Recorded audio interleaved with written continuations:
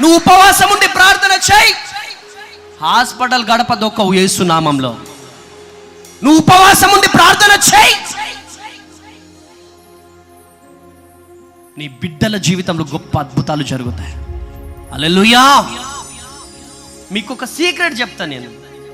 ఉపవాసము ఉండకుండా ఆదివారం ప్రార్థన చేస్తున్నాం, రెగ్యులర్గా ఇంట్లో ప్రార్థన చేస్తున్నాం. ఇంట్లో ప్రార్థన చేస్తే గొంతు హృదయం ప్రార్థన చేస్తుంది, ఓకే, ఆ ప్రార్థన కూడా దేవుని దగ్గరికి వెళ్ళిపోతుంది. కానీ స్ట్రాంగ్ ప్రార్థన ఏంటి తెలుసా? స్ట్రాంగ్ ప్రార్థన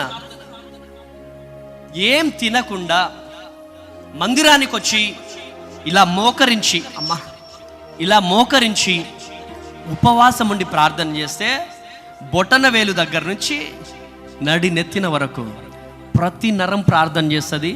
నీ కడుపులో ఉన్న పేగులు ప్రార్థన చేస్తాయి. ఆమెన్. నీ కన్ను ప్రతి ఒక్కటి బలహీనతతో పేగులు మొత్తుకుంటాయి. ఎట్లా మొత్తుకుంటాయి తెలుసా? బూర్ బూర్ అని మొత్తుకుంటాయి.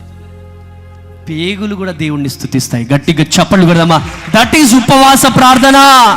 ఉపవాస ప్రార్థన. హల్లెలూయా, హల్లెలూయా. చాలా మంది అనుకుంటున్నారు చిన్న వయసులోనే పెద్ద క్యాంపస్ వచ్చింది వీడికి, చిన్న వయసులోనే బిల్డింగ్లు కట్టాడు, చిన్న వయసులో మందిరము, సంపత్ నగరు, పండితాపురము, కొత్తగూడెము.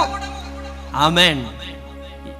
ఎలా జరిగిందంటే మా పేగులు కూడా దేవుణ్ణి స్తుతిస్తున్నాయి కాబట్టి దేవునికి మహిమ. గట్టిగా చప్పట్లు కొడదామా? హల్లెలూయా.